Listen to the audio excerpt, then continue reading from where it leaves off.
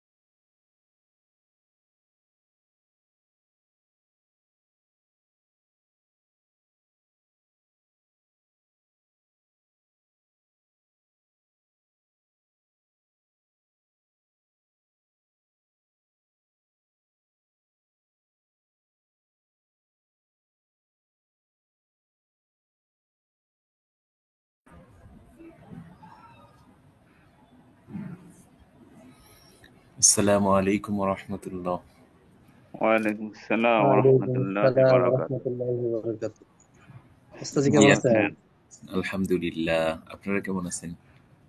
আলহামদুলিল্লাহ জি ওস্তাদ জি ভালো আছি। জি আজকে আমাদের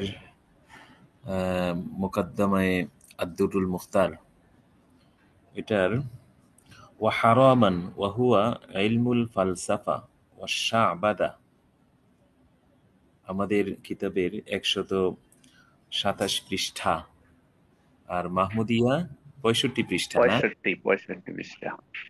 জি ৬৫ পৃষ্ঠা।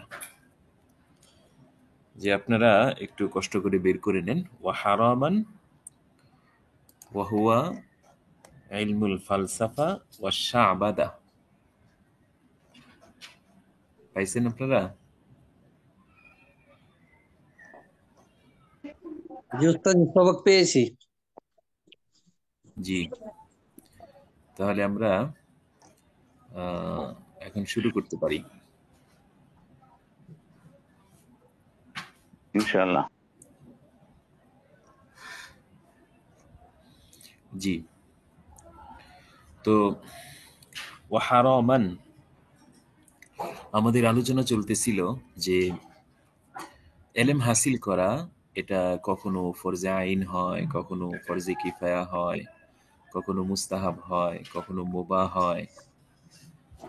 তো এই পর্যায়ে বলা হইতেছে ওয়া হারামান, আর কখনো কখনো এলেম শিখা এটা হারাম সাব্যস্ত হয়। মানে এই ধরনের এলেম শিখা এটা সম্পূর্ণভাবে হারাম সাব্যস্ত হয়। এই ধরনের এলেম শিখা যায় না। তো ওয়াহুয়া ইলমুল ফালসাফা ওয়া শাবাদা, সেটি হলো দর্শন শাস্ত্র এবং বেলকিবাজি বিদ্যা। ওয়া শাবাজা, আচ্ছা, ইলমুল ফালসাফা এটা হলো দর্শন শাস্ত্র। দর্শন শাস্ত্র সবগুলো কিন্তু খারাপ না, কিছু আছে যেগুলোর মাধ্যমে মানে সত্যকে উদ্ঘাটন করা যায় এবং দলিলাদিল্লা বের করা যায়, তো এগুলো তো ঠিক আছে। কিন্তু এমন কিছু দর্শন শাস্ত্র আছে যেগুলোর মাধ্যমে মানুষ আস্তে আস্তে নাস্তিক হয়ে যায় এবং আস্তে আস্তে ইসলাম থেকে দূরে সরে যায়। তো ওই বিদ্যা, দর্শন শাস্ত্র যেটা অবলম্বন করলে বা যেটার মাধ্যমে মানুষ নাস্তিক্যবাদ গ্রহণ করে, তো সেই দর্শন শাস্ত্র শিখা এটা হারাম।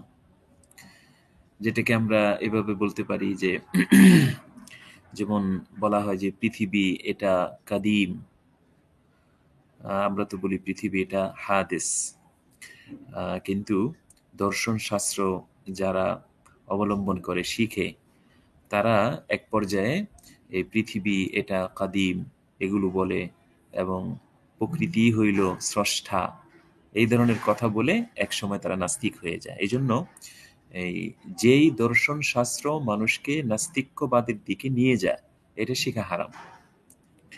আর আরেকটা হইল শাবাদা। দেখেন আপনাদের কিতাবের মধ্যে আছে, এটা হইল হাতের কারসাজি বা বেলকিবাজি বিদ্যা। যেমন আপনারা অনেক সময় এই এমন দেখেন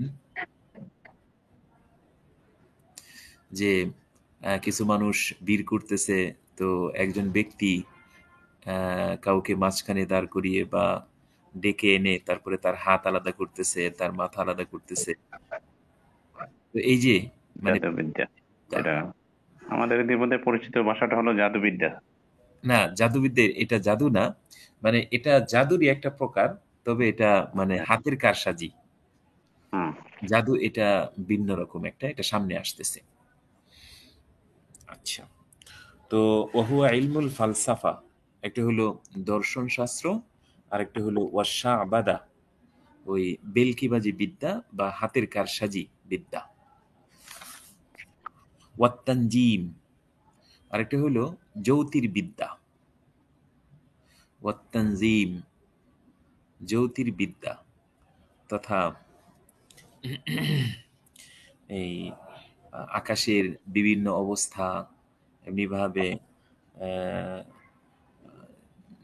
তারপরে বাতাসের বিভিন্ন অবস্থা ইত্যাদি দলিলাদিল্লা পেশ করে নতুন একটা জিনিসকে সাব্যস্ত করা, মানে এই ধরনের বিদ্যা জ্যোতির্বিদ্যা। যেমন আকাশের পরিস্থিতি অথবা ওই তারকারাজির পরিস্থিতি, চাঁদ সূর্য ইত্যাদির পরিস্থিতি ব্যাখ্যা করে বিশ্লেষণ করে নতুন কোনো বিষয়ের মানে ফায়সালা প্রদান করা, এটাকে বলা হয় জ্যোতির্বিদ্যা।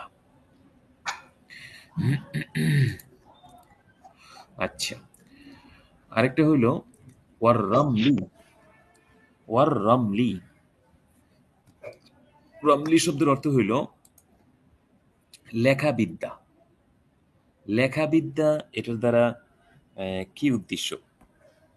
এটার দ্বারা মূলত উদ্দেশ্য হলো যেখানে মনে করেন জ্ঞাত সূত্রাবলীর মাধ্যমে রেখা টেনে আকৃতি বা অক্ষর তৈরি করা হয়, যার সমন্বয়ে বাক্য গঠন করে তার দ্বারা ভবিষ্যৎবাণী করা হয়। যেখানে মনে করেন জ্ঞাত সূত্রাবলীর মাধ্যমে মানে জ্ঞাত যে সমস্ত নিয়মাবলী আছে এগুলোর মাধ্যমে রেখা টানা হয় বা আকৃতি বা অক্ষর তৈরি করা হয়, পরে এগুলোকে সমন্বয় কইরা তারপরে ভবিষ্যৎবাণী করা হয়। তো এটাকে বলা হয় লেখাবিদ্যা। ওই যে আপনারা ওই যে তাবিজ দেখছেন না, যে তাবিজের মধ্যে বিভিন্ন ধরনের আঁকা আঁকি কইরা তারপরে তাবিজ লেখে, তো যারা মনে করেন এই লেখাবিদ্যা গ্রহণ করে, তো তারাও এরকম মাটির মধ্যে অথবা কাগজের মধ্যে রেখা অঙ্কন করে, অক্ষর লেখে, আকৃতি লেখে এবং সেখান থেকে তারা একটা বাক্য গঠন করে তারপরে তারা ভবিষ্যৎবাণী করে, এটাকে লেখাবিদ্যা বলা হয়। আচ্ছা, আরেকটা হলো উলুমি তাবাঈন ওয়া উলুমিত তাবাঈন। আল ইলম আত-তাবিঈ এটা কাকে বলা হয়? ওয়া ইলমুত তাবাঈয়িন। আবার দেখেন ওয়া উলুমিত তাবাঈয়িন আল ইলম আত-তাবাঈ। এটার অর্থ হইল প্রকৃতিবিদ্যা। প্রকৃতিবিদ্যা যেখানে পরিবর্তন ও স্থিতিশীল হওয়ার দৃষ্টিকোণে অনুভূত দেহের অবস্থাদি পর্যবেক্ষণ করা হয়। এটা প্রকৃতিবিদ্যা, যারা ওই যে প্রকৃতি নিয়ে চিন্তা ভাবনা করে এবং তারা বলে প্রকৃতি হইল এই ধরনের কথা তারা বলে, এবং এই বিদ্যা অর্জন করলে একসময় মানুষ প্রকৃতি বাদী হয়ে যায় এবং প্রকৃতিকেই স্রষ্টা মনে করে। তো উলুমিত তাবাঈয়িন প্রকৃতি বিদ্যা। আচ্ছা, আরেকটা হলো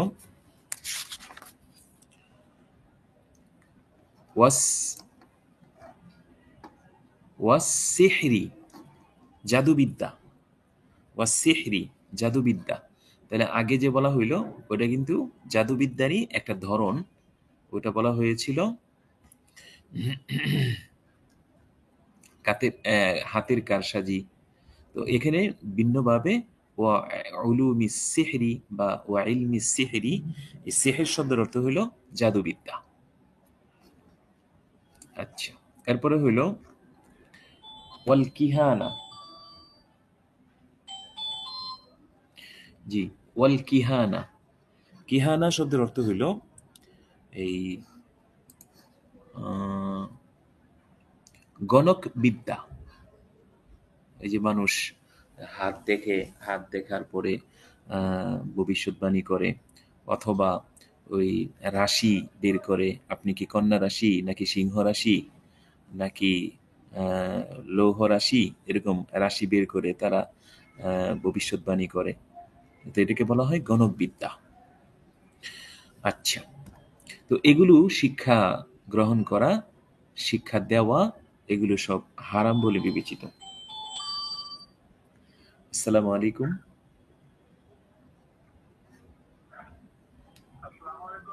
ওয়ালাইকুম সালাম। জি বলেন।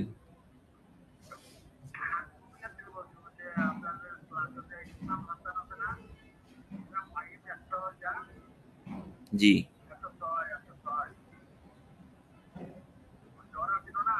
জি, আচ্ছা ঠিক আছে, সুস্থ হইলে পরে পাঠিয়ে দিন। জি, তাহলে গণক বিদ্যা। তো এরপরে বলা হইতেছে ওয়া দাখালা ফিল ফালসাফাতি আল মানতিকু। ওয়া দাখালা ফিল ফালসাফাতি আল মানতিকু।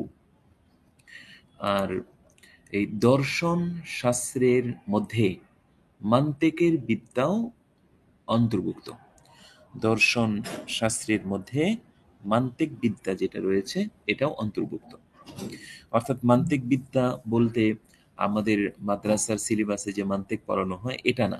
এটার মাধ্যমে তো শরীয়তের দলিলাদিল্লা, এটা চর্মচোখের মাধ্যমে বিভিন্ন অবস্থার প্রেক্ষিতে আল্লাহর অস্তিত্ব সম্পর্কে আমরা জানতে পারি, এবং কোরআনের এবং হাদিসের বিভিন্ন দলিলাদিল্লা আমরা বিভিন্ন পরিস্থিতির মাধ্যমে বুঝতে পারি।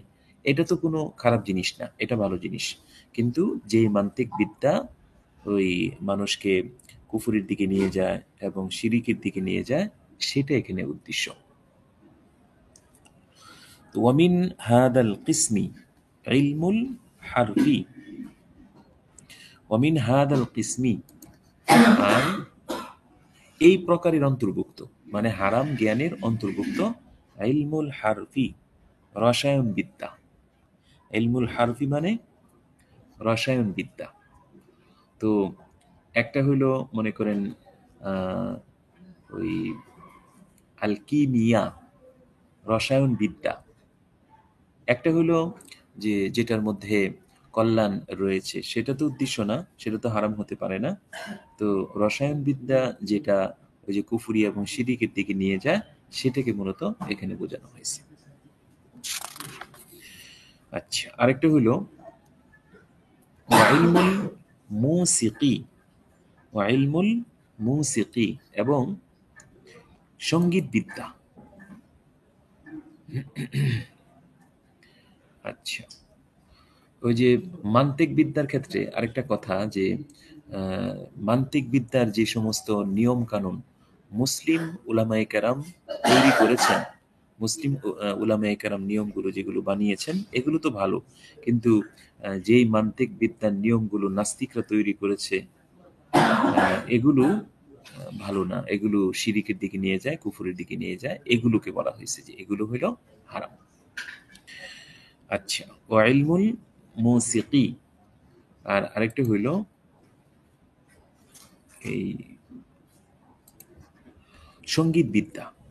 যেমন এখানে বলা যায় এই যে গান বাদ্য, গান বাদ্য সহ আরো যে সমস্ত আহ, গানের সহায়ক যে সমস্ত বিদ্যা আছে এই সমস্ত বিদ্যা এখানে উদ্দেশ্য। আচ্ছা, ও মাকরুহান কত পৃষ্ঠা চলছে? ওতে মাহমুদিয়া কত পৃষ্ঠা চলতেছে? আমাদের তো 136 পৃষ্ঠা চলতেছে। 65। যে আপনাদের 65 চলতেছে। এই জন্যই বলি যে আপনারা যদি আমাদের সাথে 8:45-এ যদি যোগ হয়ে যান তাহলে আমাদের জন্য সুবিধা হয়, আপনাদের জন্য সুবিধা হয়। আচ্ছা, ও মাকরুহান, আর কখনো কখনো এলেম অর্জন করা মাকরু হয়, কখনো কখনো এলেম অর্জন করা মাকরু হয়। এটা কখন মাকরু হয়?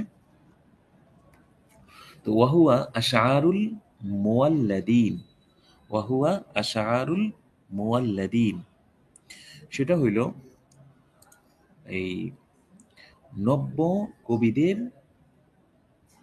নব্য কবিদের যে কবিতা সমূহ, নব্য কবি, নব্য কবি বলতে কাদেরকে বোঝানো হয়েছে? ওই আরব কবিদের পর ইসলামী যুগে যাদের আবির্ভাব ঘটেছে, আরব কবিদের পর ইসলামী যুগে যাদের আবির্ভাব ঘটেছে তাদেরকে ওই মুয়াল্লিদিন বলা হয়, নব্য কবি। তো নব্য কবিদের কবিতা সমূহ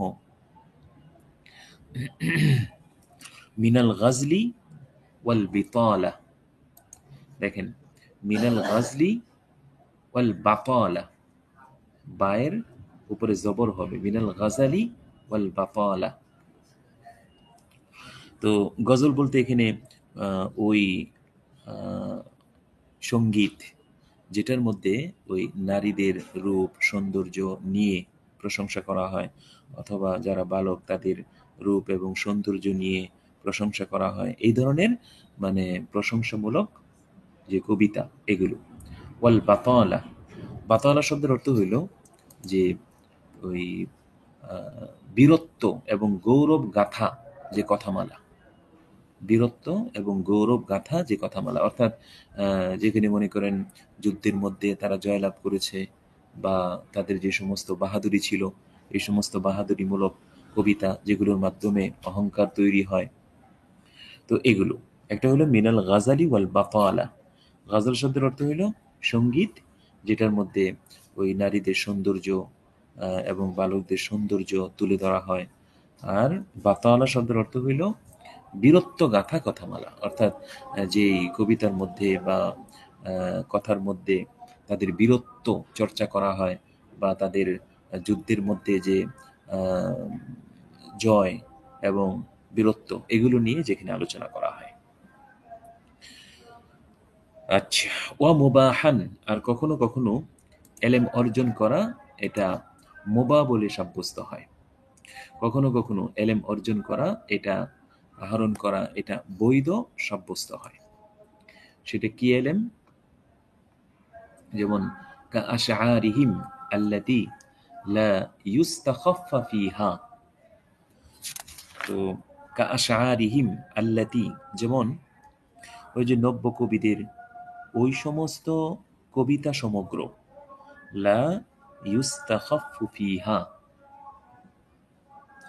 যেই কবিতা সমগ্রে কারো মানহানি করা হয় না, কারো এই বিদ্বেষ ছড়ানো হয় না বা কারো সম্মান নষ্ট করা হয় না, লা ইউস্তাখাফু ফিহা, যেই কবিতা সমগ্রে কারো মানহানি করা হয় না। কাদা ফি ফাওয়াইদি শাত্তা মিনাল আশবাহ ওয়ান নাযাইর, যেমনটি আল আশবাহ ওয়ান নাযাইর গ্রন্থের ফাওয়াইদে সাত্তায় রয়েছে। এই যে এখানে যে আলোচনাটা করা হয়েছে, এটা আল আশবাহ ওয়ান নাযাইর এর ফাওয়াইদে সাত্তা এর মধ্যে বিস্তারিতভাবে উল্লেখ আছে, সেখান থেকে এটা গ্রহণ করা হয়েছে।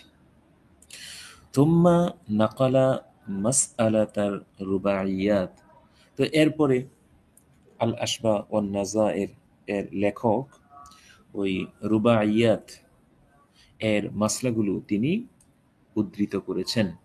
এরপর রুবাইয়াতের মাসলা তিনি বর্ণনা করেছেন। এটা ওই কিতাবের সঙ্গে সম্পৃক্ত, এটা আমাদের এই আলোচনার সাথে সম্পৃক্ত না। আচ্ছা, ওয়া মাহাক্তুহা, এখন বলা হইতেছে ওয়া মাহাক্তুহা, আর এই যে মানে এলেম, তো এই এলেমের উদ্দেশ্য এই যে ওয়া মাহাক্তুহা আই মাকসাদুহা, তার উদ্দেশ্য বা তার যে গুরুত্ব, আন্নাল ফিকহা হুয়া থামারাতুল হাদিদ ওয়ালাইসা থাওয়াবুল ফাকিহ আকাল্লা মিন থাওয়াবিল মুহাদ্দিস। তো ওয়া মাহাত্তুহা, তার উদ্দেশ্য এই যে, অর্থাৎ এই যে আলোচনা করা হইল, এই দীর্ঘ আলোচনার উদ্দেশ্য হইল এই আন্নাল ফিকহা হুয়া থামারাতুল হাদিস, যে ফেকা হাদিসের সারাংশ। ফেকা এটা হাদিসের সামারা, হাদিসের ফলাফল বা হাদিসের সারাংশ। ওয়ালাইসা সাওয়াবুল ফাকিহ আকাল্লা মিন সাওয়াবিল মুহাদ্দিস, আর ফকিহের সওয়াব মুহাদ্দিসের সওয়াবের চেয়ে কোনো অংশে কম নয়। ওয়ালাইসা সাওয়াবুল ফাকিহ, একজন ফকিহের যে সওয়াব এটা লাইসা আকাল্লা, কোনো অংশে কম নয়, মিন সাওয়াবিল মুহাদ্দিস, একজন মুহাদ্দিসের সওয়াবের তুলনায়। তো একজন ফকিহের সওয়াব একজন মুহাদ্দিসের সওয়াবের তুলনায় কোনো অংশে কম নয়। আচ্ছা, ওয়াফিহা, ওয়াফিহা এর দ্বারা কি উদ্দেশ্য, অর্থাৎ ওই যে আশবা এবং নাজায়ের এর ফাওয়ায়েদের সাতটা থেকে যে এই কথাগুলো গ্রহণ করা হয়েছে, সেখানে এই কথাটাও আছে। কি কথাটা আছে, যে কুল্লু ইনসানিন গায়রিল আম্বিয়া লা ইয়ালামু মা আরাদাল্লাহু তাআলা লাহু ওয়া বিহি, যে আম্বিয়া কেরাম ছাড়া, নবীগণ ছাড়া কোনো মানুষই জানে না যে আল্লাহ তাআলা তার জন্য এবং তার মাধ্যমে কি চেয়েছেন। দেখেন, কুল্লু ইনসানিন গায়রিল আম্বিয়া, নবীগণ ছাড়া কোনো মানুষই লা ইয়ালামু, জানে না, মা আরাদাল্লাহু লাহু, আল্লাহ তাআলা তার জন্য কি চেয়েছেন, ওয়া বিহি, এবং তার মাধ্যমে কি চেয়েছেন, এটা নবীগণ ছাড়া আর কেউ জানে না। কারণ আল্লাহ রাব্বুল আলামিন কাদেরকে জান্নাতের জন্য সৃষ্টি করেছেন, কাদেরকে জাহান্নামের জন্য সৃষ্টি করেছেন, বা তার দ্বারা আল্লাহ তাআলা কি কি ফায়দা নিবেন, তো এই বিষয়টা আম্বিয়া কেরাম ছাড়া আর কেউ জানে না। তো আম্বিয়া কেরাম তারা তো নিশ্চিত জান্নাতি, এমনিভাবে যারা আশারে মুবাশশারা, যাদের সম্পর্কে রাসূল সাল্লাল্লাহু আলাইহি ওয়াসাল্লাম স্পষ্টভাবে বলছেন তারা জান্নাতি, এমন 10 জন, তো তাদের সম্পর্কে তো আছে যে ওনারা জান্নাতি, এটা সুনিশ্চিত। কিন্তু এছাড়া আর কেউ জানে না যে আল্লাহ তাআলা তার জন্য কি চেয়েছেন এবং তার মাধ্যমে আল্লাহ তাআলা কি উদ্দেশ্য নিয়েছেন বা কি চেয়েছেন, এটা আম্বিয়া কেরাম ছাড়া কোনো মানুষই জানে না। লিআন্না ইরাদাতাহু তাআলা গায়বুন, কেননা আল্লাহ তাআলার যে ইচ্ছা, আল্লাহ তাআলার ইচ্ছা তো এটা অদৃশ্য, এটা গোপনীয় বিষয়, এটা কেউ জানে না। ইল্লাল ফুকাহা, হ্যাঁ তবে ফুকাহা যারা আছে, ফকিহগণ যারা আছে, তারা এটা জানে। কেন, ফাইন্নাহুম আলিমু ইরাদাতাহু তাআলা বিহিম, কারণ তারা জানে যে আল্লাহ তাআলা তাদের মাধ্যমে কি ইচ্ছা পোষণ করেছেন, এটা তারা জানেন। কিভাবে, বিহাদিথিস সাদিক আল মাসদুক, সত্যবাদী এবং সত্যবাদী রূপে স্বীকৃত রাসূল সাল্লাল্লাহু আলাইহি ওয়াসাল্লাম এর হাদিসের কারণে। বি হাদিথি সাদিক আল মাসদুক। আর সাদিক মানে সত্যবাদী, আর আল মাসদুক সত্যবাদী রূপে স্বীকৃত নবী করিম সাল্লাল্লাহু আলাইহি ওয়াসাল্লাম এর হাদিসের কারণে। ফকিগণ জানেন আল্লাহ তাআলা তাদের মাধ্যমে কি মানে চেয়েছেন। হাদিসের মধ্যে কি আসছে? মাই ইউরিদিল্লাহু বিহি খাইরান ইউফাক্কিহু ফিদ্দীন, যে যার ব্যাপারে আল্লাহ তাআলা কল্যাণ চান তাকে আল্লাহ তাআলা দ্বীনের সমজ দান করেন। তো ওনাদেরকে যেহেতু আল্লাহ তাআলা দ্বীনের সমজ দান করেছেন, তো আল্লাহ তাআলা তাদের ব্যাপারে কল্যাণ কামনা করতেছেন। তাহলে তো ওনারা বুঝতে পারছেন যে আল্লাহ যেহেতু আমাদেরকে ফেকার এলেম দান করেছেন, সুতরাং আল্লাহ তাআলা আমাদের ব্যাপারে কল্যাণের চিন্তা করছেন। তো এই জন্য বলা হয়েছে ফুকাহে কেরাম জানে যে তাদের মাধ্যমেও আল্লাহ তাআলা কল্যাণের চিন্তা করেছেন এবং তাদেরকে আল্লাহ তাআলা মানে তাদের মাধ্যমে মানুষকে হেদায়েত করবেন, এরকম আল্লাহ তাআলা ইচ্ছা করেছেন। ওয়াফিহা, এবং সেই কিতাবের মধ্যে এটাও আছে, কি আছে? যে কুল্লু শাইইন ইউসআলু আনহু আল আবদু ইয়াউমাল কিয়ামা ইল্লাল ইলম, যে জ্ঞান ব্যতীত কিয়ামতের দিন বান্দার সব কিছু সম্পর্কে জিজ্ঞেস করা হবে। কুল্লু শাইইন ইউসআলু আনহু আল আবদু, জ্ঞান ব্যতীত, ইল্লাল ইলম, জ্ঞান ব্যতীত কিয়ামতের দিন বান্দার সব কিছু সম্পর্কে তাকে জিজ্ঞেস করা হবে, কিন্তু জ্ঞান সম্পর্কে জিজ্ঞেস করা হবে না। লিআন্নাহু তালাবা মিন নাবিয়্যিহি আন ইয়াতলুবা আয-জিয়াদাতা মিনহু। কেন জ্ঞান সম্পর্কে জিজ্ঞেস করা হবে না? কারণ হইল যে নবী করিম সাল্লাল্লাহু আলাইহি ওয়াসাল্লাম ওনার কাছ থেকে আল্লাহ তাআলা এই এলেম বৃদ্ধির কামনা করেছেন, এলম বৃদ্ধির দোয়ার কামনা করেছেন। যেমন আল্লাহ তাআলা নবীজিকে শিখাই দিয়েছেন, আপনি বলেন ওয়াকুর রব্বি জিদিনি ইলমা, হে আল্লাহ আমার এলেম বাড়িয়ে দাও। তো আল্লাহই তো বলছেন যে হে নবী আপনি আমার কাছে তলব করেন, চান যে আল্লাহ যেন আপনার এলেম বৃদ্ধি করে দেন। তো যেই জিনিস চাওয়ার জন্য, বৃদ্ধি করার জন্য আল্লাহ স্বয়ং বলেছেন, তো ওই জিনিসের জন্য তো আল্লাহ তাআলা জিজ্ঞেস করতে পারেন না। তো লিআন্নাহু তলাবা মিন নাবিয়্যিহি, কেননা আল্লাহ তাআলা তার নবীর থেকে চেয়েছেন। আল্লাহ তাআলা কেননা আল্লাহ রাব্বুল আলামিন তার নবীর কাছে এলেম বৃদ্ধির জন্য দোয়া করতে চেয়েছেন, দোয়া করতে বলেছেন।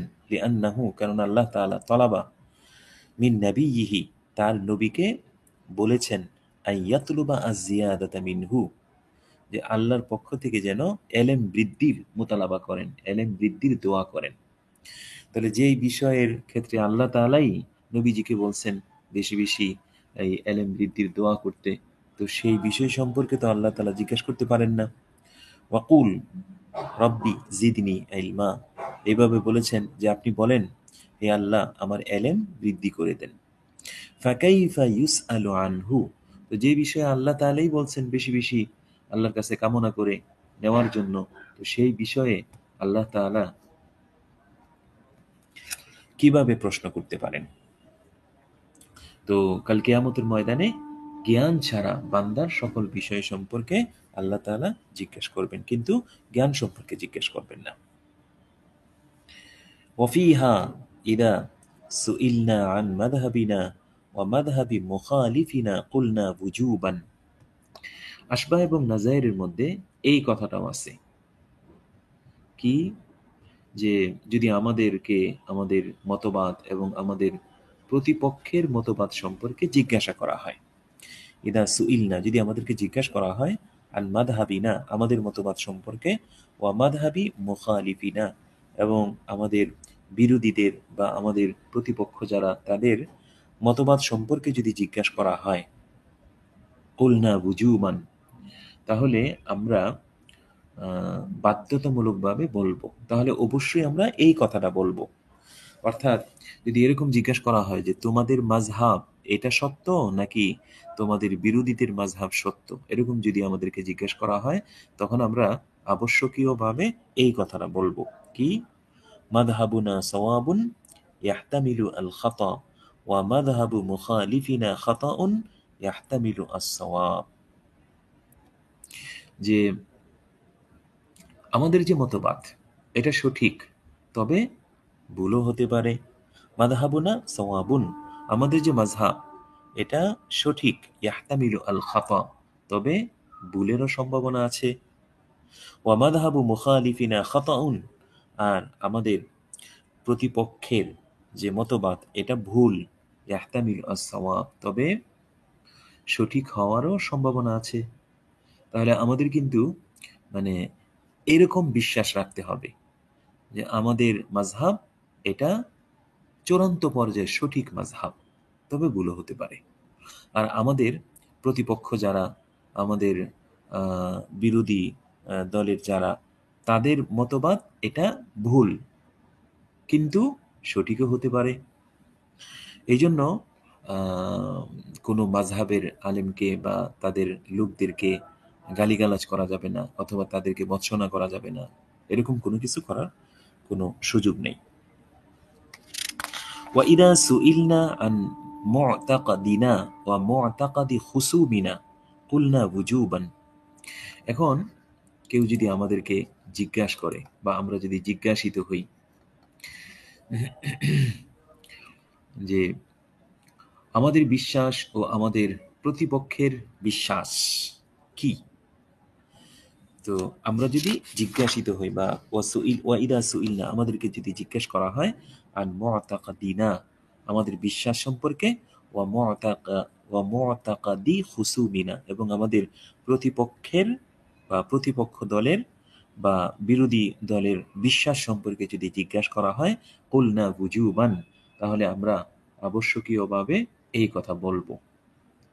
তাহলে আমরা আবশ্যকীয়ভাবে এই কথা বলবো কি, আল হাক্কু মা নাহনু আলাই, আল হাক্কু মা নাহনু আলাই, তো আমরা সত্যের উপর আছি। আল হাক্কু মা নাহনু আলাইহি, সত্য সেটা যার উপরে আমরা আছি। আল হাক্কু মা নাহনু আলাইহি, সত্য সেটা যার উপরে আমরা আছি। ওয়াল বাতিলু মা আলাইহি খুসুমুনা, আর বাতিল সেটা যার উপর আমাদের প্রতিপক্ষ আছেন। আর বাতিল সেটা যার উপর আমাদের প্রতিপক্ষ আছেন, এরকম বিশ্বাস করতে হবে। ওয়াফিহা, এবং সেই কিতাবে এটাও রয়েছে যে আল উলুমু সালাসাতুন, আল উলুমু সালাসাতুন, যে জ্ঞান অথবা এলেম এটা 3 প্রকার। জ্ঞান এটা 3 প্রকারে বিভক্ত। একটা হলো ইলমুন নাযিজা ওয়া মাহতারাকা, নাযিজা ওয়া মাহতারাকা, জ্ঞান হইল 3 প্রকার। একটা হইল ইলমুন নাযিজা, যা পেকেছে, ওয়া মাহতারাকা, কিন্তু পুড়ে যায়নি। পুড়ে যায়নি মানে পূর্ণতায় পৌঁছায়নি। যা পেকেছে কিন্তু পূর্ণতায় পৌঁছায়নি, সেটা কি, ওয়া হুয়া ইলমুন নাহু ওয়াল উসুল, সেটা হইল নাহু এবং উসুলের জ্ঞান। নাহু এবং উসুলের জ্ঞান এটা পেকেছে, পরিপূর্ণতা পৌঁছায়নি। যা পেকেছে কিন্তু পরিপূর্ণতায় পৌঁছায়নি, অর্থাৎ এটা মানে শেষ এখনো পর্যন্ত হয়নি, এটা কিয়ামত অবধি এটা চলতেই থাকবে, চলতেই থাকবে। তো ইলমুন নাজিজা, যেটা পূর্ণ হয়েছে কিন্তু পূর্ণতায় পৌঁছায়নি। ওয়া হুয়া ইলমুন নাহু ওয়াল উসুল। ওয়া ইলমুন, আর 2 নম্বর ইলম হইল লা নাজিজা ওয়ালা ইহতারাকা, যেটা পাকেও নি আবার পূর্ণতায়ও পৌঁছায়নি। যেটা এই পাকেও নি আবার পূর্ণতায়ও লাভ করেনি, সেটা কোনটা, ওয়া হুয়া ইলমুল বায়ান ওয়াত তাফসীর, সেটা হইল ওই যে ব্যাকরণগত বা সাহিত্য চর্চা এবং তাফসীরের জ্ঞান। সাহিত্য চর্চা এবং তাফসীরের জ্ঞান এগুলো ওই পাকেও নি, এমনিভাবে এগুলো পড়েও যায়নি, অর্থাৎ যে এগুলো পাকেওনি এবং পরিপূর্ণতায়ও পৌঁছায়নি। আচ্ছা, ওয়া ইলমুন নাজিজা ওয়াহতারাকা, আর আরেকটা ইলম, যেই ইলম পেকেছে এবং পূর্ণতায় পৌঁছেছে, সেটা কোন ইলম? ওয়া হুয়া ইলমুল হাদিস ওয়াল ফিকহি, সেটা হলো হাদিস এবং ফিকহের জ্ঞান, ফিকহের ইলম। তাহলে এখানে এলএমকে তিন ভাগে ভাগ করা হয়েছে।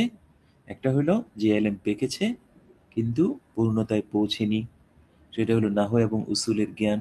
আরেকটা হলো যে পাকেওনি এবং পূর্ণতায়ও পৌঁছায়নি, সেটা হলো সাহিত্য চর্চা এবং ব্যাকরণগত বিদ্যা। আরেকটা হলো তাফসির বিদ্যা। আরেকটা হলো যেটা ইলমুন নাজিজা ওয়াহতারাকা, যে এলেম পেকেছে এবং পূর্ণতায় পৌঁছেছে, সেটা হলো ওয়াহুয়া ইলমুল হাদিস ওয়াল ফিকহি, সেটা হলো হাদিস এবং ফিকহের জ্ঞান। আচ্ছা, এখন ওই যে আমরা মুকাদ্দমা যখন পড়েছিলাম তখন এই বিষয়টা আমরা বলেছিলাম যে ফেকা এটা বীজ বপন করেছেন কে, তারপরে এটা এই জল দিয়েছেন বা সেচ দিয়েছেন কে, এই সম্পর্কে একটা কথা ছিল। এটাকে এখন মতনের মধ্যে উল্লেখ করা হইতেছে। ওয়াকাদ ক্বালু, ফুকাহায়ে কেরাম বলেন, আল ফিকহু জারাআহু আব্দুল্লাহ ইবনে মাসউদ রাদিয়াল্লাহু তাআলা আন, যে ফেকার বীজ বপন করেছেন আব্দুল্লাহ ইবনে মাসউদ রাদিয়াল্লাহু তাআলা আন। ওয়া সাকাহু আলকামা, এবং এই সেচ দিয়েছেন অথবা জল দিয়েছেন আলকামা রহমতুল্লাহ আলী। ও হাসাদাহু ইব্রাহিম আন-নাখাঈ, এবং সেই ফসল কেটেছেন ইব্রাহিম নাখাঈ, ফসল কেটেছেন ইব্রাহিম নাখাঈ। এরপরে ওয়াদাসাহু হাম্মাদুন, ওয়াদাসাহু হাম্মাদুন, দাসাহু শব্দের অর্থ হইল এই মারাই করা। ওয়াদাসাহু হাম্মাদুন, এবং হাম্মাদ রহমতুল্লাহ আলাই তিনি এই ফসল মারাই করেছেন। ওয়াত্তাহানাহু আবু হানিফা, এবং আবু হানিফা রহমতুল্লাহ আলাই এই ফেকাটাকে তিনি পেশন করেছেন, পিষেছেন। ওয়া আজ্জানাহু আবু ইউসুফ রহিমাহুল্লাহ তাআলা, ওয়া আজানাহু আবু ইউসুফ, ওয়া আজানাহু আবু ইউসুফ, এবং আবু ইউসুফ রহমতুল্লাহ আলাই তিনি খামিরা তৈরি করেছেন। আবু ইউসুফ রহমতুল্লাহ আলী তিনি খামিরা তৈরি করেছেন।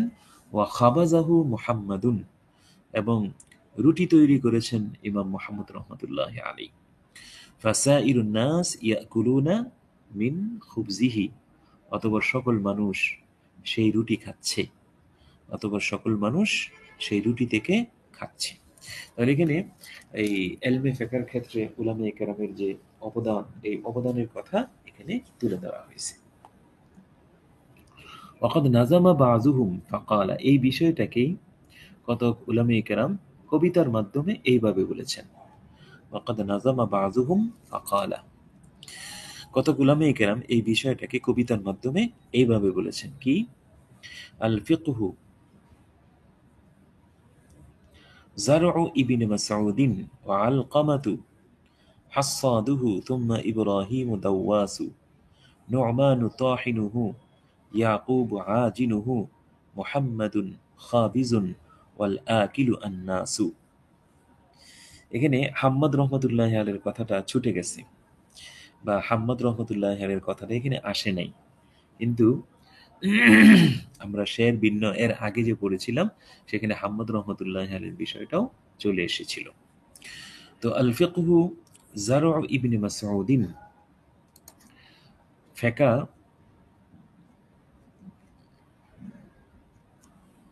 ফেকা ইবনে মাসুদ রাদিয়াল্লাহু তাআলা আনহু এর ক্ষেত, জারউ ইবনে মাসউদিন, ইবনে মাসুদ রাদিয়াল্লাহু তাআলা আনহুর ক্ষেত। ওয়া আলকামাতুন হাসাদুহু, আর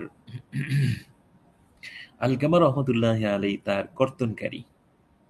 হাসাদুহু আলকামা, আলকামাতু হাসাদুহু, এবং আলকামা রহমতুল্লাহ আলী তার কর্তনকারী, তুম্মা ইব্রাহিম তাওয়াসু, অতঃপর ইব্রাহিম নাখাই তার মারাইকারী, নোমান তাহিনুহু, নোমান রহমতুল্লাহ আলী, ইমাম আবু হানিফা রহমতুল্লাহ আলী তার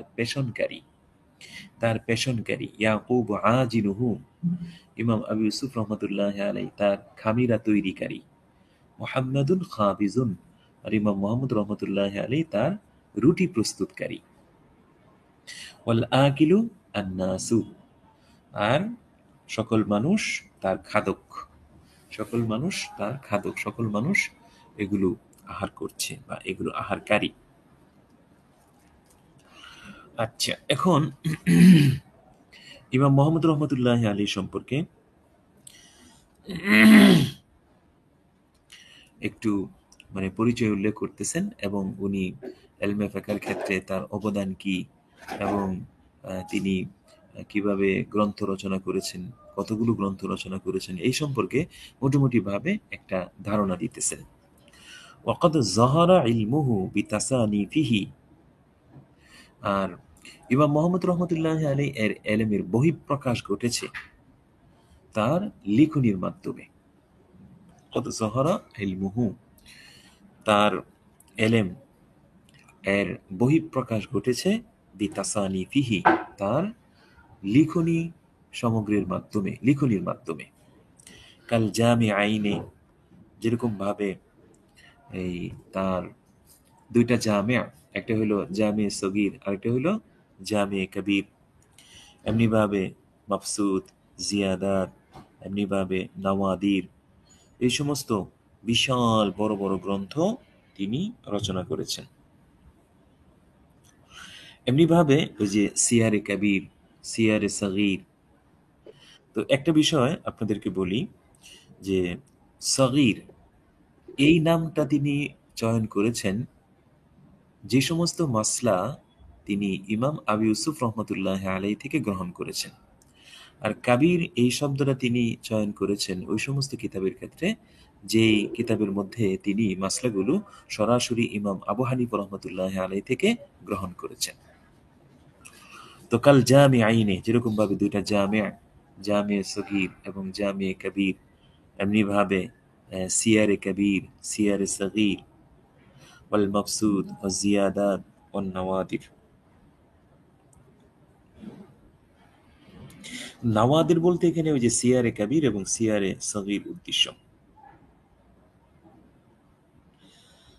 আচ্ছা, তাহলে দেখেন 6টা কিতাব হলো কিন্তু, জামিয়া সগীর, জামিয়া কবির দুইটা, নওয়াদিরের মধ্যে আছে দুইটা, সগীর 4টা, একটা মাবসুদ, আরেকটা হলো আজ-জিয়াদাত, যেগুলো এই কিতাবকে মানুষ আসল বলে নামকরণ করে অথবা যাহিরুর রিওয়ায়া বলে নামকরণ করে। তো এখানে 6টা কিতাবের নাম উল্লেখ করা হয়েছে।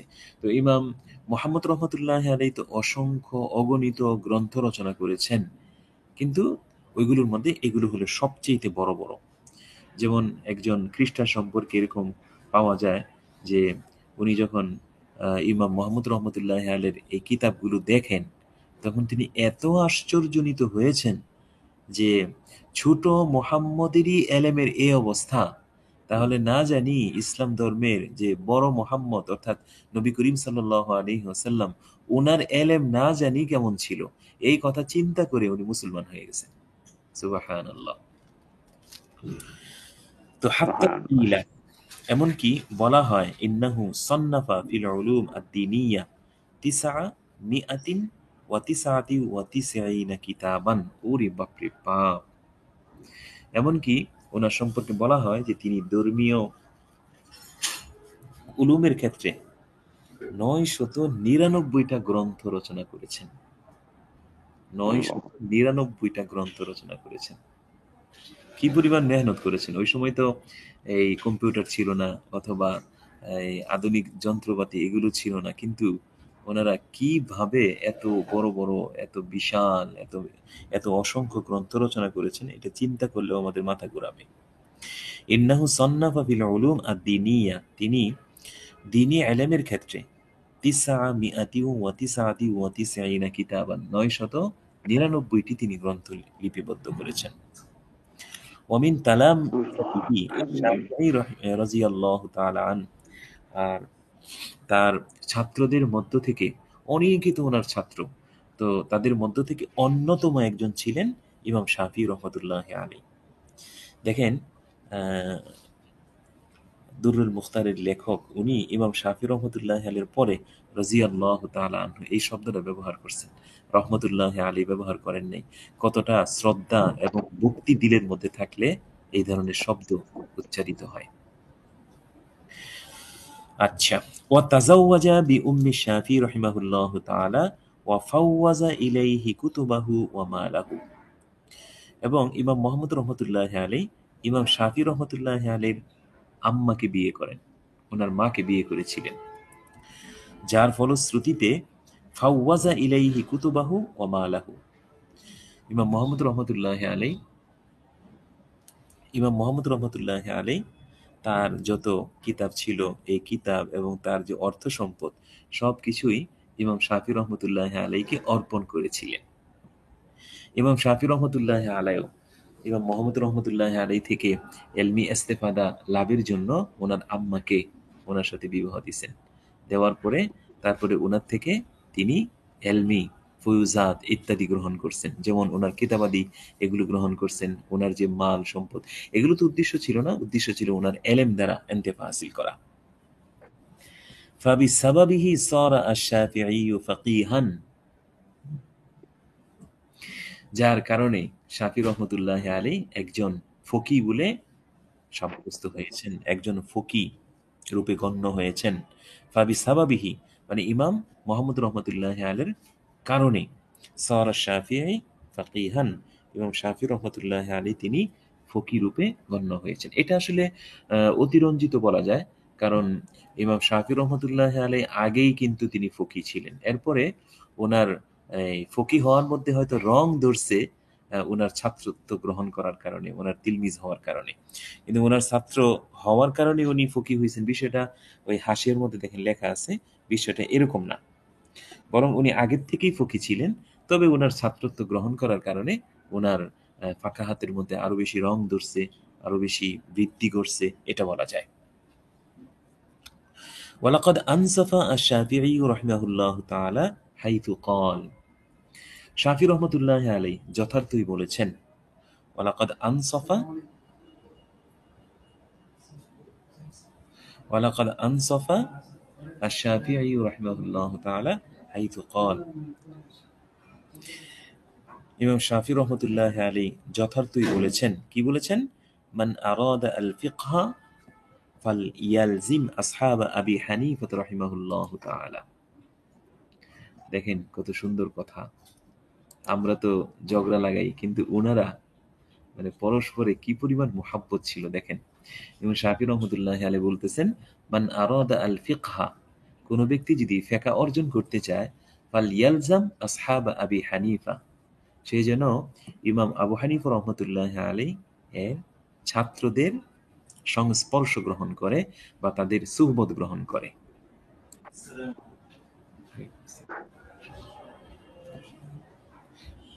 10 মিনিট। তো তিনি বলেছেন যে যে ব্যক্তি এলমে ফিকহ অর্জন করতে চায় তার উচিত ইমাম আবু হানিফা রহমতুল্লাহ আলাইহি এর ছাত্রদের সুহবত গ্রহণ করা, তাদের সান্নিধ্য গ্রহণ করা। কেন? ফাইন্নাল মাআনি ক্বাদ তায়াসসারাত লাহুম, কেননা এই অর্থসমূহ তথা শরীয়তের মর্মার্থগুলো তাদের জন্য সহজ করা হয়েছে। ফাইন্নাল মাআনি, কেননা শরীয়তের যে মর্মার্থ অর্থ এগুলো তাদের জন্য সহজ করা হয়েছে। ওয়াল্লাহি মা সিরতু ফাকিহান ইল্লা বিকুতুবি মুহাম্মদ ইবনুল হাসান, আল্লাহর কসম করে তিনি বলতেছেন যে আমি আল্লাহর কসম করে বলতেছি যে আমি মোহাম্মদ বিন হাসান রহমতুল্লাহ আলাই তার বই এবং গ্রন্থগুলো যদি না পাইতাম তাহলে আমি ফকি হইতে পারতাম না। আল্লাহি, আল্লাহর কসম, মা সিরতু ফাকিহান, আমি ফকি হতে পারতাম না, ইল্লা বি কুতুবি মুহাম্মদ ইবনুল হাসান, মুহাম্মদ ইবনুল হাসান এর গ্রন্থসমূহ ছাড়া। ওনার গ্রন্থসমূহ যদি না পাইতাম তাহলে আমি ফকিহ হইতে পারতাম না। তো এই বিষয়গুলো আল্লামা শামী রহমতুল্লাহি আলাইহি অনেক তাহকিকাত করেছেন, এগুলো আপনারা সেখানে দেখে নেবেন। ওয়াকালা ইসমাঈল ইবনে আবি রাজা, ইসমাঈল ইবনে আবি রাজা বলেন যে রাআইতু মুহাম্মাদান ফিল মানাম, আমি একদিন স্বপ্নে মুহাম্মদ রহমতুল্লাহি আলাইহিকে দেখলাম, স্বপ্নে দেখলাম। ফাকুলতু লাহু, আমি তাকে বললাম, মা ফাআলাল্লাহু বিকা, আল্লাহ তাআলা আপনার সঙ্গে কেমন আচরণ করেছেন? ফাকালা, তিনি বলেন, গাফারা লি, আল্লাহ তাআলা আমাকে মাফ করে দিয়েছেন, ক্ষমা করে দিয়েছেন। থুম্মা ক্বালা, অতঃপর তিনি বলেন,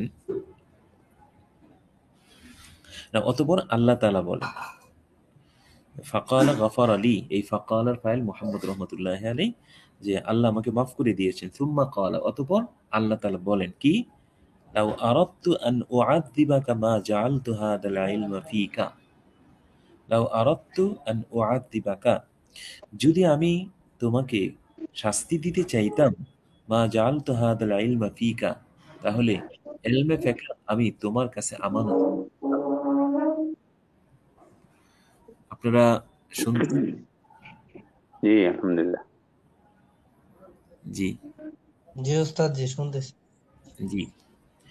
তো বলা হইতেছে যে লাউ আরাদতু আন উআযিবাকা, আমি যদি তোমাকে শাস্তি দেওয়ার ইচ্ছা পোষণ করতাম, মা জাআলতু হাদাল ইলমা ফীকা, তাহলে আমি এই ইলমে ফিকহ তোমার মধ্যে রাখতাম না, তোমার মধ্যে আমানত রাখতাম না। ফাকুলতু লাহু, অতঃপর ইমাম মুহাম্মদ রহমতুল্লাহি আলাইহি ওনাকে, এই ইসমাইল ইবনে আবি রাজা তিনি বললেন, ফাকুলতু লাহু, আমি তাকে বললাম, ফা আইনা আবু ইউসুফ, তাহলে ইমাম আবু ইউসুফ রহমতুল্লাহি আলাইহির মর্যাদা? দোকানদারের হক মুছছে। قال, তখন তিনি বললেন, ফাওকানা বি দারাজাতাইন, তখন তিনি বলতেছেন যে তিনি আমাদের দুই স্তর উপরে আছেন, তিনি আমাদের দুই স্তর। মেলা দিন আগে দাম করে বসে দোকানদার। আল্লাহ, এভাবে কথা বললে তো হবে না।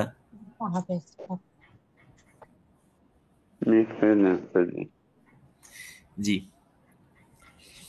তো বলা হইতেছে ফাআইনা আবু ইউসুফ, ইমাম আবু ইউসুফ রহমতুল্লাহ আলাইহি ওনার মর্যাদা কোথায়? তো তিনি বলছেন ফাওকানা বিদারাজাতাইন, উনি তো আমাদের দুই স্তর উপরে। কুলতু ফা আবু হানিফা, তো ইসমাইল ইবনে আবি রাজা তিনি বলতেছেন, আমি মুহাম্মদ রহমতুল্লাহ আলাইহি বললাম, ফা আবু হানিফা, তাহলে ইমাম আবু হানিফা রহমতুল্লাহ আলাইহির মর্যাদাটা কোথায়? ক্বালা হাইহাতা, তখন তিনি বললেন, হাইহাতা ইসমে ফেল, অর্থাৎ তিনি তো অনেক উপরে, তিনি তো অনেক উপরে। যাকা ফি আ'লা ইল্লিয়িন, তিনি তো সর্বোচ্চ, মানে এই সম্মানের সর্বোচ্চ আসনে রয়েছেন। সর্বোচ্চ আসন মানে ওই মানুষের জন্য আল্লাহ তাআলা যে আসন তৈরি করেছেন, অর্থাৎ আম্বিয়ায়ে কেরাম এবং সাহাবায়ে কেরাম ওনাদের সমপর্যায়ে তো হতে পারবেন না। তাবিঈন, উনি তো তাবি, অনেক বড় তাবি ছিলেন। তো নবীদের এবং সাহাবায়ে কেরামের মর্যাদায় তো উন্নীত হতে পারবেন না। তো এমনি সাধারণ মানুষ যারা, তাদের মধ্যে সর্বোচ্চ যে স্তর, সেই সর্বোচ্চ স্তরে আছেন। কাইফা ওয়াকাদ সাল্লা আল ফাজরা বিউযুইল ইশা ৪০ সানাতান, কেনই বা ওনার মর্যাদা এত বেশি হবে না? কারণ তিনি সাল্লা আল ফাজরা, ফজরের নামাজ আদায় করেছেন, বিউযুইল ইশাই, এশার ওযু দ্বারা, ৪০ সানাতান, ৪০ বছর। কেনই বা ওনার মর্যাদা এত বেশি হবে না? কারণ উনি তো ৪০ বছর এশার ওযু দ্বারা ফজরের নামাজ পড়েছেন। সুবহানাল্লাহ। ওয়া হাজ্জা ৫৫ হাজ্জা, এবং ৫৫ বার হজ করেছেন। আল্লাহ, ৫৫ বার হজ করেছেন। আচ্ছা, ওয়া রাআ রাব্বাহু ফিল মানামি ১০০ মাররাহ, এবং তিনি তার রবকে স্বপ্নে যুগে ১০০ বার দেখেছেন, এবং তিনি তার রবকে স্বপ্ন যুগে ১০০ বার দেখেছেন। ওয়ালাহা কিসসাতুন মাশহুরা, এবং এর একটা চমৎকার ঘটনা আপনাদের কিতাবের মধ্যে লেখা আছে। যেমন এখানে একটা ঘটনা আছে যে ইমাম আবু হানিফ রহমতুল্লাহ আলী যখন 99 বার আল্লাহ রবুল্লা আলমিনকে স্বপ্নযোগে দেখলেন, তখন তিনি মনে মনে বলতেছেন যে আমি 100 বার যদি দেখতে পারতাম তাহলে আমি আল্লাহর কাছে জিজ্ঞাসা করতাম যে কেয়ামতের দিন মানুষ আযাব থেকে কোন আমলের মাধ্যমে নাজাত পাবে। তো তখন 100 বার যখন আল্লাহ রব্বুল আলমিনকে স্বপ্নযোগে দেখলেন, তখন আল্লাহর কাছে বললেন, হে আল্লাহ, কেয়ামতের ময়দানে আপনার আযাব থেকে মানুষ কিভাবে নাজাত পেতে পারে? তখন আল্লাহ তাআলা বলছেন যে এই দোয়াটা পড়বা, ইয়া রব্বি আজ্জা জারুকা ওয়া জাল্লা থানাউকা ওয়া তাকাদ্দাসাত আসমাউকা বিমা ইয়ানজু ইবাদুকা ইয়াউমাল কিয়ামা মিন আযাবিকা। فقال سبحانه وتعالى من قال بعد الغداة والعشي, এই যে সকাল এবং সন্ধ্যায় যে ব্যক্তি এই দোয়াটা পড়বে, সুবহানাল আবাদি আল আবাদ, সুবহানাল ওয়াহিদ আল আহাদ, সুবহানাল ফারদি আস সামাদ, সুবহানা রাফি'is সামা বিলা আমাদ, সুবহানা মান বাসাতা আল আরদ আলা মাইন জামাদ, সুবহানা মান খালাকাল খালকা فأحصاهم عدد, سبحان من قسم الرزق ولم ينس أحد, سبحان الذي لم يتخذ صاحبة ولا ولد, سبحان الذي لم يلد ولم يولد ولم يكن له كفوا أحد। এটা যদি সকাল সন্ধ্যায় কেউ পড়ে তাহলে সে কাল কিয়ামতের ময়দানে আমার আযাব থেকে নাজাত পাবে। তো এই একটা ঘটনা, এই ঘটনার দিকে ইঙ্গিত করা হয়েছে। আচ্ছা, এরপরে ইমাম আবু হানিফা রহমতুল্লাহ আলাইহি সম্পর্কে আরো কিছু কথা বলা হইতেছে, দেখেন ভালো লাগবে। যে ওয়াফি হাজ্জাতিহি আল আখিরা, উনি যখন সর্বশেষ যখন হজ করেন তখন ইস্তাদানা, তিনি এই অনুমতি প্রার্থনা করেছেন, তিনি অনুমতি চেয়েছেন কার কাছে? হাজাবাতাল কাবা, কাবার যিনি রক্ষী ছিলেন ওনার কাছে অনুমতি চেয়েছেন। কিসের? বিদ্দুহুরি লাইলান, যে আমি কোনো একটা রাতে কাবা শরীফের ভিতরে ঢুকতে চাই। তো তিনি সর্বশেষ যে হজ সম্পাদন করেছেন ওই সময় তিনি ওই কাবার যিনি রক্ষী ছিলেন ওনার কাছে অনুমতি প্রার্থনা করেছেন, বিদ্দুহুরি লাইলান, যে আমি কোনো একটা রাত্রিতে কাবা শরীফের ভিতরে ঢুকতে চাই। তো অনুমতি দেওয়া হয়েছে। অনুমতি দেওয়ার পরে ফাকামা বাইনাল আমুদাইন, তখন তিনি এই বাইতুল্লাহ শরীফের ভিতরে যে দুইটা খুঁটি, দুইটা পিলার, এই পিলারের মাঝখানে দাঁড়াইছেন। কিভাবে দাঁড়াইছেন দেখেন, আলা রিজলিহিল ইউমনা, তিনি ওই ডান পাকে জমিনের উপরে রাখছেন, ওয়া ওয়াজা আল ইউসরা আলা জহরিহা, এবং তার বাম পাকে ওই ডান পায়ের পিঠের উপরে রাখছেন, মানে এক পায়ে দাঁড়াইছেন। ডান পাটা জমিনের উপরে রাখছেন আর বাম পা এটা ডান পায়ের পিঠের উপরে রাখছেন, এক পায়ে দাঁড়িয়ে। হাত্তা খাতামা নিসফাল কুরআন, এইভাবে দাঁড়িয়ে তিনি অর্ধেক কোরআন শেষ করেন। থুম্মা রাকা ওয়া সাজাদা, এরপরে রুকু করেন, অতঃপর সেজদা করেন। থুম্মা কামা আলা রিজলিহিল ইউসরা, এরপরে যখন দাঁড়ান তখন তিনি বাম পায়ের উপরে ভর করে দাঁড়ান, অর্থাৎ বাম পা জমিনের উপরে ছিল। ওয়া ওয়াজা আল ইউমনা আলা জহরিহা, আর তার এই ডান পা ছিল বাম পায়ের পিঠের উপর। মানে প্রথম রাকাতে ডান পায়ের উপরে দাঁড়াইছেন আর দ্বিতীয় রাকাতে বাম পায়ের উপরে দাঁড়াইছেন, আর ডান পা বাম পায়ের পিঠের উপরে রাখছেন।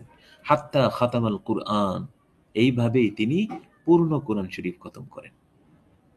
সুবহানাল্লাহ। তো ফালাম্মা সাল্লামা বাকা, যখন তিনি এইভাবে 2 রাকাতে পরিপূর্ণ কোরআন শরীফ খতম করেন তখন তিনি সালাম ফিরান আর খুব কান্নাকাটি করেন। ওয়া নাজা রাব্বাহু, এবং আল্লাহ রাব্বুল আলামিনের কাছে তিনি মুনাজাত করেন, দোয়া করেন। ওয়া ক্বালা ইলাহি, এবং বলেন হে আমার আল্লাহ, মা আবাদাকা হাদাল আবদু আজ-যায়ীফু হাক্কা ইবাদাতিক। হে আল্লাহ, তোমার এই দুর্বল বান্দা তোমার যথার্থ ইবাদত করতে পারেনি। হে আল্লাহ, তোমার এই দুর্বল বান্দা তোমার যথার্থ ইবাদত করতে পারেনি।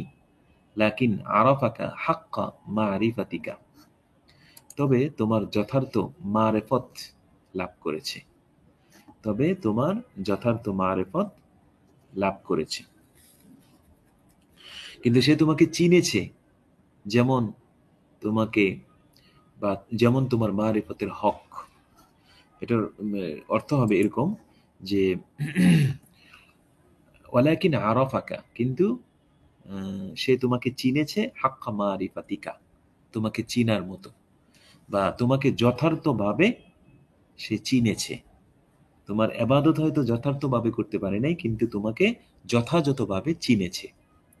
ফাহাব নুকসানা খিদমাতিহি লিকামালি মারিফাতিহি, সুতরাং তার পূর্ণাঙ্গ মারিফতের উসিলায় তার ইবাদতের যে ত্রুটি এটাকে পূর্ণ করে দাও। ফাহাব নুকসানা খিদমাতিহি, তার খেদমত বা তার ইবাদতের যে ত্রুটি এটাকে তুমি পূর্ণ করে দাও, মানে যতটুকু ত্রুটি হয়েছে এটাকে তুমি সওয়াব দ্বারা পূর্ণ করে দাও। লি কামালি মারিফাতিহি, তার পরিপূর্ণ মারিফতের উসিলায়, তার পরিপূর্ণ মারিফতের উসিলায় তার ইবাদতের মধ্যে যে ত্রুটি হয়েছে আল্লাহ এটা তুমি সওয়াব দ্বারা পূর্ণ করে দাও। ফাহাতাফা হাতিফুন মিন জানিবিল বাইত, অতঃপর বাইতুল্লাহ শরীফের পাশ থেকে গায়বী ভাবে একজন ঘোষক ঘোষণা করলো কি, ইয়া আবা হানিফা, হে আবু হানিফা, কদ আরাফতানা হাক্কাল মারিফা, যে তুমি আমাকে যথাযথভাবে চিনেছো, তুমি আমার যথাযথ মারিফত লাভ করেছো। ওয়া খাদামতানা ফা আহসানতা আল খিদমা, এবং তুমি আমার ইবাদত করেছো আর খুবই ইবাদত করেছো। ফা আহসানতা আল খিদমা, তুমি চমৎকার ইবাদত করেছো। এরপরে কি, কদ গাফারনা লাকা, আমি তোমাকে মাফ করলাম। ওয়ালিমান তাবিআকা মিম্মান কানা আলা মাযহাবিকা ইলা ইয়াউমিল কিয়ামা, এবং ওই ব্যক্তিকেও আমি মাফ করে দিলাম যে ইত্তাবাআকা, তোমার অনুসরণ করবে, মিম্মান কানা আলা মাযহাবিকা ইলা ইয়াউমিল কিয়ামা, কিয়ামত অবধি, যে তোমার মাযহাবের উপরে থেকে তোমাকে অনুসরণ করবে, আমি তাকেও মাফ করে দিলাম। তো কদ গাফারনা লাকা, আমি তোমাকে মাফ করে দিলাম। ওয়ালিমান ইত্তাবাআকা, আর ওই ব্যক্তিকেও মাফ করে দিলাম যে তোমার অনুসরণ করবে, মিম্মান কানা আলা মাযহাবিকা ইলা ইয়াউমিল কিয়ামা, কিয়ামত অবধি তোমার মাযহাবের উপর থেকে যে তোমার অনুসরণ করবে তাকেও আমি মাফ করে দিলাম। জি, আজকে এই পর্যন্তই। কালকে ইনশাআল্লাহ ওয়াকিল আলী আবি হানিফা বিমা বালাগতা মা বালাগতা, এখান থেকে হবে ইনশাআল্লাহ। তো আজকের যে এই তর্জমা, আপনাদের যদি কোনো অস্পষ্টতা বা কোনো প্রশ্ন থাকে তাহলে করতে পারেন।